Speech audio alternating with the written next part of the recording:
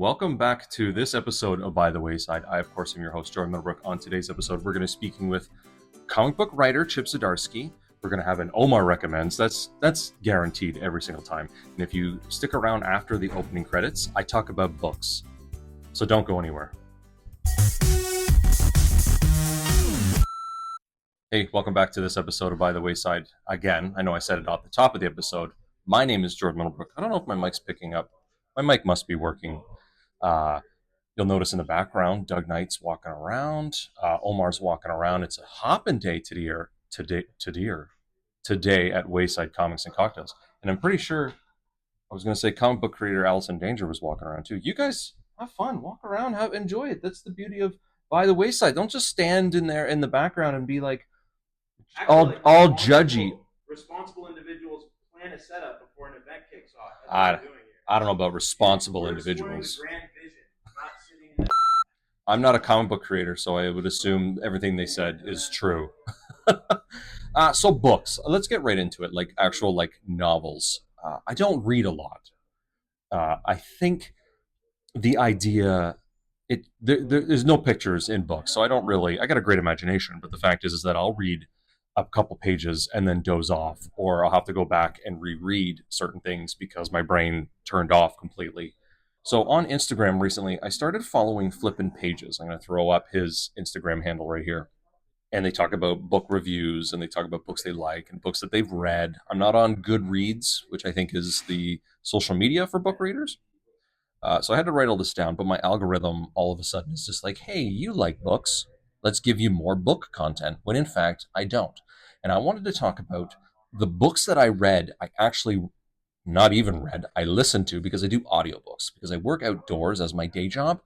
And so I have the opportunity to wear headphones for like 6 hours a day. And that's a lot of time to listen to things. So audiobooks, more recently, I listened to. So when I say read, it's now listened to. I read Joel Sutherland's House of Bone and Ash. Joel Sutherland is a Canadian author, and I waited a long time to get that on audiobook so I could listen to it.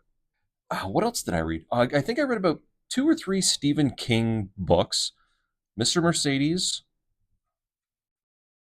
Maybe I didn't read 2 or 3 Stephen King books. Mr. Mercedes for sure. I was recommended to read On a Pale Horse by Anthony Pierce, which I did, which was really fun. Audiobooks are a great way to actually enjoy books, whether or not people agree with the fact that you're reading it. It's like listening to a stage play. So one book that I have read multiple times is Ready Player One and Ready Player Two. I really like them. Actually, Animal Farm, that book, George Orwell? I think George Orwell wrote Animal Farm. Now I don't even know. I've read Wizard of Oz more than twice. The other one that I wanted to talk about, which I found, this is my book review for this book, Three Body Problem. I know that there's 3 books in this series. In Three Body Problem, the science is so accurate, sometimes I found myself just rolling my eyes. It's like, I kind of want to get to the story, but you're telling me about how a spectrometer actually works right down to the finer details. That drove me nuts. So that Three Body Problem, and everyone knows that I'm terrible with names. Cixin Liu? I'm not exactly sure. I butchered that name, and I apologize. Three Body Problem. I read Three Body Problem. Before I go, and I bored everybody with my book reading, listening. Jordan reads mostly comic books, plays video games, and watches movies. I came up with the name for a spicy book title about men and women at the beach in the summer, and it is called Poseidon's Bathwater. So if anyone wants to write a book called Poseidon's Bathwater, send me a distinguished message, and we'll get on that. Stick around. We got lots more in this episode. Chip Zdarsky is coming up. Omar Recommends. This episode is sponsored by Book with Candy at Highland. With multiple locations to choose from, I can go to Book with Candy at Highland and I can find over 50 plus properties to spend some time alone, with a group, with a family, well, my family, and romantic, okay? book with Candy at Highland? That's a good idea. Because if I mess around, then people don't take me seriously. Yeah, you need that. You need that. If I'm not serious, in the YouTube world, you need it. Man, oh man. Yeah. Welcome back to this episode of By the Wayside. Of course, after every opening segment, I have a guest. And today's guest, and I'm going to read specifically what I wrote, legendary comic book writer and artist Chip Zdarsky is with me today. Chip, thank you very much for taking the time to talk with me. Thanks for having me. Awesome. You don't have to pay for the coffee. Wow. I don't pay for coffee anywhere. I just go in. I'm just like, don't you know who I am? And I walk out of that Starbucks with the coffee. I do the same thing. Yeah. It works 90% of the time because they're like, well, maybe they're famous. Who knows? TV and YouTube has not made my head any smaller. Chip, when someone mentions the nicest person in comic books, your name comes up. Is there a deeper meaning as to why that is? I think, in terms of dealing with fans and readers, like I remember being a young fan and reader going to comic conventions, and I'd have good experiences and I'd have bad experiences with creators, and those bad experiences really stick with you. And, now that I've been doing it for a long time, you recognize that like, oh, maybe that creator was having a bad moment. Mm-hmm. Maybe they were socially awkward, but that like 1 minute interaction stays with you. It doesn't stay with the creator because they're doing that like 100, 200 times a day. So I always keep that in mind when I'm dealing with somebody who's been waiting in line to see me. It's important to them, and because it's important to them, it's important to me that they have a good experience. And like I think amongst creatives, I think the fact that I'm a writer and an artist has helped a lot. Like I kind of understand where everyone's coming from. Like I don't deliver scripts late, so I make sure the artist is taken care of. I'm cordial and collaborative with other writers. Yeah, so I'm not saying I'm nice, but there's at least the illusion of nice because of the professionalism. Fair enough. Okay. And it's weird to use professionalism with someone like me, but there you have it. I can believe that. As a person that has stood in line to speak with creators, I totally understand 1,000% what you're talking about. And I would believe any other person that's watching this episode specifically because you're on it, they know the same. They've also lined up for people like you. One of my favorite interactions, and I've told it millions of times, was the Stephen Platt. When I met with Stephen Platt back in like 2000, no, not even 2000, like 1998. Yeah. So like the height of his career. The height of Platt, yeah. So that was a big thing for me. And I met him in 2024 again. And I explained to him, I was like, listen, this resonated with me and it stuck with me. This is like 20 something years later. So I get that. It's funny how you say that. It's 100% true. Yeah. Like I said, I have good memories and bad memories of meeting creators. And like, as time goes on, I think back in those bad encounters, I'm just like, oh, like they were in a different space at that moment. Yeah. And there was an instance with one when I was like 18 or 19, but I got to see again when I was 30, 35. Yeah. And I kind of explained it to them, like the bad experience. And they were just like, oh yeah, no, I was going through stuff.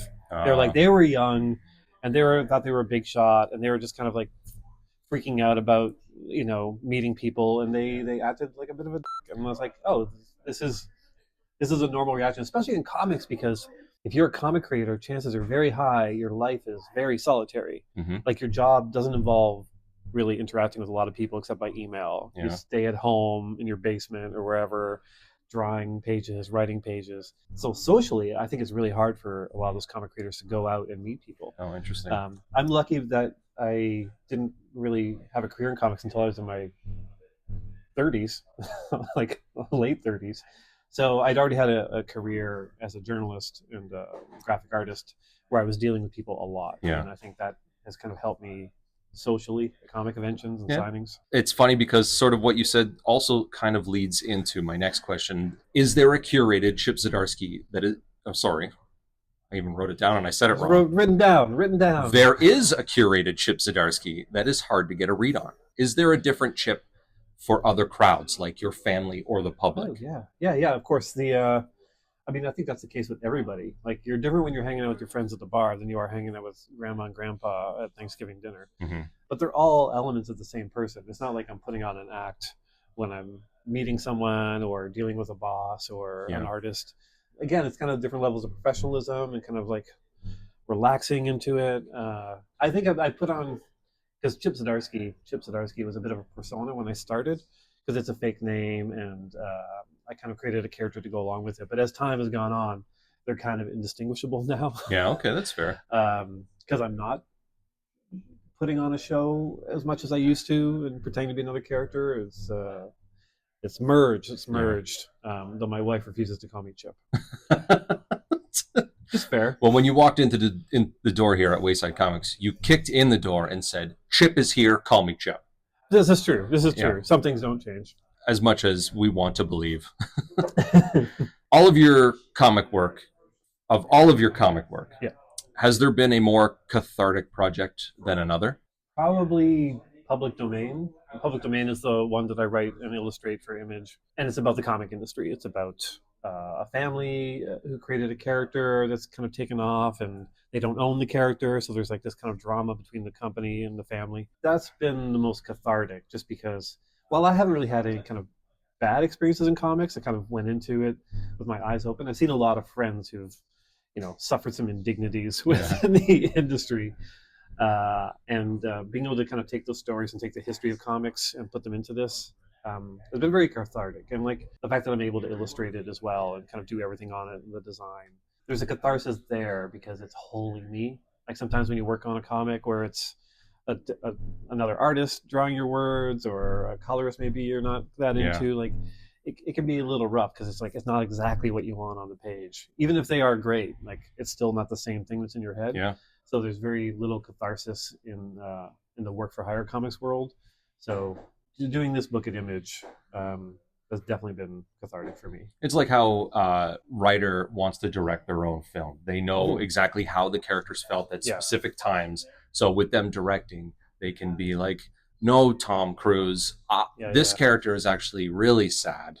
You need to stop being so damn charming. This character's supposed to be running even faster, Tom Cruise. Sir, his hands are closed when he's running in this scene. Please close your hands." With a thumbs up.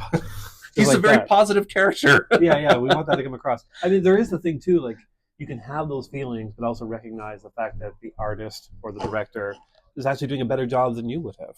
Yes. Like, but you can still have that feeling. Yeah. And that's usually what happens with comics. Like when I was doing Daredevil, like Marco Ketto is an amazing artist. And sometimes I get a page and be like, "Oh, that's not what I really had in mind." And I'd be like, "Oh, but it's better." And it's like, so it's that weird feeling of like, it's not exactly what I want, but it's actually better. So I benefit from how they deviated from the script or whatever. So there's no real catharsis there, but there is a nice feeling knowing that at least the product is good. It's a weird thing in your head. Well, you mentioned Daredevil, so it's kind of interesting. Brings me right into my next question. As a previous writer of iconic characters like Batman and Daredevil, how would you explain the difference between those characters to new readers or to someone who isn't, inherently knowing who these people are? Well, I mean, first of all, it's weird to hear previous with Batman. My last Batman issue came out this week, so I'm just getting used to being a previous Batman writer. So, I mean, Batman and Daredevil, it's funny, when I went from Daredevil to Batman, I got a lot of kind of jokes like, "Oh, you're basically writing the same character." Mm-hmm. Like, oh, God, no. One's blind, Chip. I mean, besides the surface things like that, there's actually a huge difference. Matt Murdock is not sure of himself. Like, that's kind of, I think, a defining characteristic of that character. He's got all this kind of duality happening. Like, he's a Catholic who dresses like the devil. He's a lawyer that beats up people at night. Like, he's always torn. Like he's always thinking philosophically, thinking ethically, like what's the right move here. And sometimes he makes the wrong decisions. Whereas Batman is too sure of himself. Like that's that character. Like he knows what's right, he knows what's wrong, and he's doing it. He's the line in the sand. Yeah, so there's a big difference there in terms of like outlook on life and how they act in situations. And they're both fun to write. I mean, because Batman's so sure of himself, you always have to put him in situations where, oh, maybe he's wrong, and how he kind of handles that kind of feeling. So those are the main differences, I think, between the characters. There is an ongoing, I'm not going to say theory because I categorically believe that it's true, that hashtag Batman always wins. Do you believe that idea? It's interesting because like ultimately all superhero stories, they always win. Eventually, right? Like, because the stories kind of go on forever, and so even if they get knocked down, they get back up again, like the song goes. Though Batman is different because he's always thinking several steps ahead. So that's kind of part of the fun of writing him, where you think like, oh, he's actually going to lose this time. He's like, but I actually planned this out this way. Um, yeah, so they all always eventually win, but they have disasters in their life. Like Jason Todd was killed. Yeah. That's Spoiler alert. No, yeah, spoiler alert. Robin's dead because you demanded it. That's a loss, right? He didn't win that one. There are always things that kind of happen where he doesn't fully win, or somebody does get the better of him, but ultimately he wins. It's that weird thing with ongoing comics. There's no ending. There's no ending. There's always the progression to a positive ending.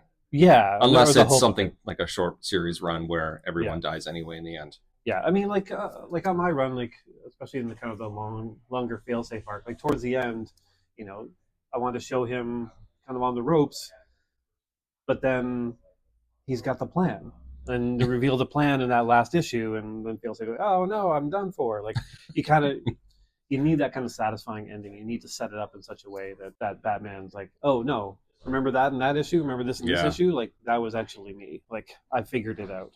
And that's what makes Batman cool. Yeah. I feel I'm of the mentality that Batman always wins. Doesn't matter. Yeah. He defeats everybody. Even one of my favorite comic book characters, Captain America, he defeated him during the 90s run with the Amalgam Universe. Well, okay, but in the Avengers Justice League crossover where they actually met, it's like one of my favorite pages where they just like stare at each other and they like kind of figure out each other's moves, and then they're like, we're perfectly even.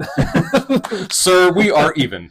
Like I think DC and Marvel probably had a meeting like deciding, how many wins DC was going to have, how many wins Marvel was going to have, and then when it came to Batman and Captain America, they're just like up all night, like, well, Batman would win, but Cap would win. Like, what if neither of them wins? It's one of my favorite moments in that. I could just see George Perez being like, what? Yeah, but he's going, what? But he's also like, I'm going to sell this page for $1 million. Chip, we got all the hard questions out of the way. Oh, good. Thank God. And I have some fun questions. All right. Chip, I heard Chip Zdarsky will do anything for money. How true is this? That is not true because I turned down Absolute Batman and Ultimate Spider-Man. So clearly I will not do anything for money. As a show in a comic shop, finding out that news, that's crazy. Yeah, I mean, like, I'm stretching it a little bit because, like, I had a phone call with Scott Snyder a long time ago where he was talking about setting up this universe, and he was like, would you be interested in doing Absolute Batman? There's a part of me that was like, well, yeah, but I'm like, also like, well, no, it's probably too much Batman for me. Okay, fair enough. And I think it needed somebody that wasn't currently writing Batman to do it. Like, even to make that switch would have been weird. And with Ultimate Spider-Man, I was pitched the idea of writing it, and the editor sent me Hickman's kind of outline for the Ultimate Universe, and a couple of paragraphs he devoted to what he thought Ultimate Spider-Man should kind of be. And I read it. I'm just like, oh, this is amazing. And I'm like, I want to read this. Yeah. Like, I want to read what Hickman does with this. I think I could have written it. I could have written it relatively well. And knowing Marco was going to be on board, really almost sealed the deal. But I'm like, as a fan, I just wanted to see, because it's very Hickman, the stuff he had in mind. I'm just like, well, then he should do it. Yeah. As a prolific creator like yourself, as a legendary creator like yourself, this is another serious question. Do you find the line between working for these large companies and being a fan a difficult line? Not really. Like, there's instances like that where it just feels like you just have the gut feeling of like, oh no, I'd rather read this than write it. Because I'm not a fan of the characters really anymore. I was when I was a kid, in which I would read anything that had Spider-Man in it or anything that had Batman in it, whether I liked it or not. That's the fan mentality. but like as I kind of came out of comics and then back into comics as a reader, I would follow creators more. So I was a fan of creators and not characters. Fair enough. So that I think that really kind of helps that division. Yeah, it's funny. Like I know there's a lot of comic creators that like are such fans that they have like ideas in their head for every character. They have notebooks like if I ever got Aquaman, this is what I would do. And I don't have that at all. Like basically when an editor approaches me for a project, it's the first time I'm really giving thought to what I would do with that character. Yeah. And if I don't have a good enough idea, I say no. Well, that's fun. Which is also kind of, I think, a difference between me and a lot of creators. I have the benefit of the fact that my first big comics project was Sex Criminals for Image, which I fully own with the writer Matt Fraction, and we did very well on that. Yeah. Like that's a book that is always in print, that always sells, and so that kind of has me not set for life for sure, but it's consistent enough that I don't have to take work. Fair enough. Fair enough. Like I'll take a job if I really feel like I can bring something to it. But like, I don't know, the Flash is my favorite character, and DC approached me about writing Flash, and I was like, oh man, the Flash. And I went and I thought about it. I was like, oh, I don't have a strong enough idea. So I turned it down. Yeah. Like one of my favorite characters, I was just like, no, I can't do it. It's one thing to love a character and to be a legendary comic book writer like yourself, but to be self-aware enough to know that, to not to put words in your mouth, but that you might not be able to do that character justice. Justice League, by the way, that's a DC joke. It's not even do the character justice. It's just like I don't have the story. Like, because it's not about doing the character justice. Because the character is whatever. The character is malleable. The character is fictional. That doesn't matter as much to me as the final product. Whether it's a Green Arrow or Flash or Green Lantern story or whatever. Like, is it a strong enough story idea that I have to kind of see it through? I have no respect for the characters. I want to really make that clear to the readers. I have no respect for the characters. I genuinely don't. They exist in fiction, and there are elements I like about them, and elements that I feel like probably shouldn't shift too much or you break the character. But I have no respect for the fictional characters. Just the story. I get that.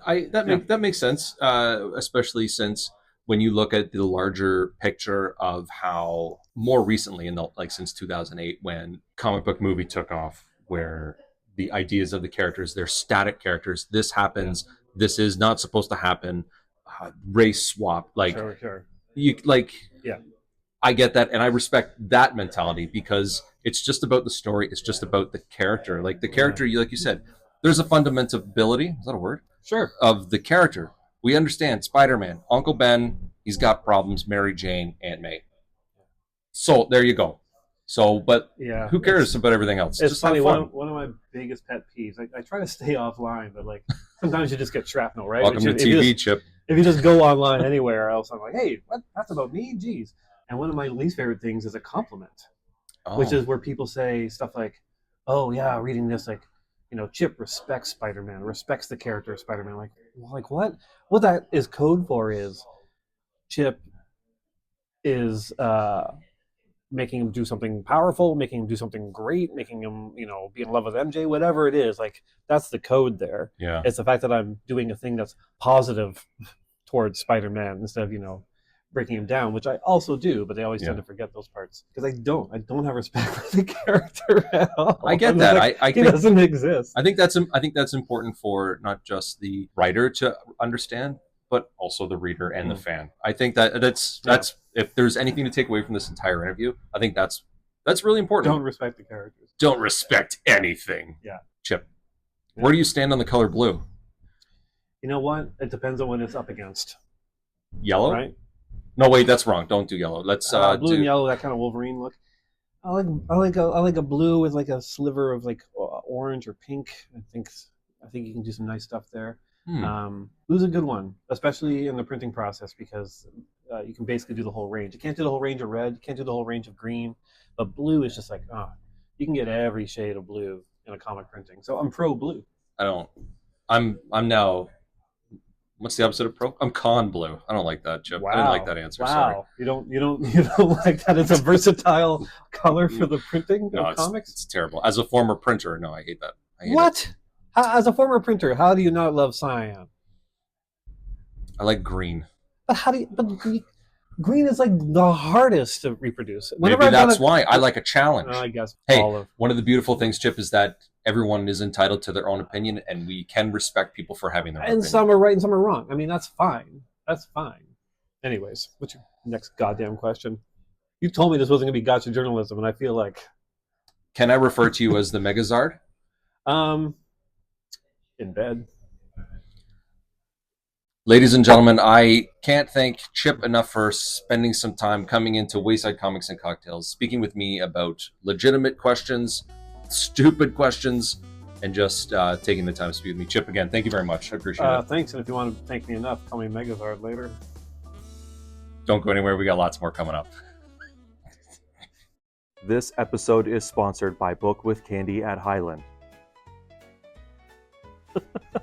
I'm looking for something to do with my family, and of course, Book with Candy at Highland is the first thing I think about when I want to spend some time here at Horseshoe Valley, Ontario. I wore the shirt because it's like a vacation. Hey, welcome back. I love a good middle in between segments. Like if it's a blank space or an advertisement or a sponsor, it's always fun. And always when I'm sitting like this, you know what that means. It's time for an Omar Recommends. And through all the huffle and buffle, I forgot the thing, Omar. Do you have something to recommend? And also, do you have one of those little things that we can put the comic on? I'm always prepared. Good, because I definitely am not prepared today. Hey, All Omar, right. how you doing? I'm good. Oh, it looks like. Oh, I'm sorry that we couldn't do the regular routine of me putting it down and then you going. Today, I'm recommending. Well, this book doesn't require the build-up because this book is the build-up and the resolution, the overture, and the crescendo. There's a lot of words, man. Yeah. A lot of descriptive words today. Yeah. So what I'm gonna get right into it. All right. So today, what I'm recommending is "Ain't No Grave" by Scotty Young and Jorge Corona. This is actually one of my favorite reads of 2024.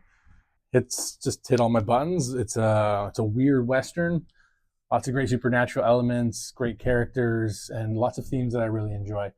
But the gist of the book is Ryder, she is a legendary outlaw, and she has settled down, left that life behind, and started a family. And she finds out that she is dying, and her way of coping with this is she has decided that she is going to traverse the realms and murder death. Nice. She doesn't have to die because she wants to keep living with her family. She's found this great life, and she chooses, instead of remaining with her family, to go and hunt death so she can continue to stay with her family. And this beautiful dichotomy of family dynamics and her past and the present and what's going on is this wonderful like just big opera. The scale of it is majestic. The artwork by Jorge Corona is absolutely stunning. Doing some of the best work in his career, I think. And Scotty Young just proving why he's a great writer. This is a fantastic book, and like I said, I love the themes, I love the visuals. It all melds together into this beautiful fusion of the story, and it doesn't exactly end the way you think it's going to end, but the journey there is amazing. And that's not to say the ending is bad, but it really suits the book, and it really like kind of hammers the point home. And yeah, there's this kind of like this kind of terrible and dark inevitability of things, but also man's kind of struggle to want to live despite it all. No matter like what you've done in your past, everything, like everyone has found a light, and how much you're willing to fight to keep that light. There's always something to live for. 100%. That seems like a true statement. There's always something to look for. And then when you take that idea, kind of, slap it, reverse it, and then put it into a comic book, there's a lot more of that statement that you can explore. And again, the beautiful thing about comic books and a visual medium like this is that you can express so many deep themes through allegory and metaphor in a very visual way. And yeah, this just touches on a lot of beautiful themes. Again, it's very grand in scope, but the themes are very personal in nature, and it's about your existence and what that means to you and what you found in your life that makes life worth living, but also how we are our own worst enemies sometimes, and how we don't realize it until it's not next to us sometimes. Wow, that's very poignant. Yeah, that's interesting. But it's fantastic. I mean, just that beautiful cover. I'm going to flip to a random page because it's... My favorite part of the Omar Recommends is when we stop everything and Omar just reads the comic book. It's just so good. It's just so good. I just want to get to there's one page from the first issue. I think it's the last page. It's always the last page. Where they're just crossing the realms. We'll find it. Don't worry. You just get to see like... Oh, dang. The big... That is good. That's really good. The city, but yeah, it's so good. I love this book. This is, like I said, it's a good one and done. It'll keep you engaged the whole time, and it's just wonderful comics, man. Like this is why I love this medium so much. Awesome. Yeah. Two things, Omar. Number one, thank you very much for recommending another great comic. I know how much you love your Western comic books. I do. And I have a recommend. It's a friendship with comic book creator Doug Knight, who I got up and led into the shop today. And again, Doug is here. Doug is here. Doug Doug Knight is is here. here? He's around somewhere. Where's that Doug life? He's Hey. lurking around. What are Drifted you in. doing, buddy? Hey, stick around. We got lots more in this episode. Usually I say lots more, and there's always just the ending anyway. But stick around. Omar says his thing, We will catch you by the wayside. and don't go anywhere. And that is an episode of By the Wayside. I, of course, want to thank my guest, Chip Zdarsky. I want to thank Omar for the Omar Recommends. And I also want to thank you, of course, for following the show and myself on all the social media things and the websites and the YouTubes that are going to pop up below me, around me, on top of me, all the different areas where you can follow along. And you could even send a distinguished message. Always looking for sponsors. Love to have you on board. We can talk about you. We can talk about your company. We can talk about your event. We can do anything. We can do anything. Thank you again very much. I, of course, am Jordan Middlebrook, and I will also catch you by the wayside.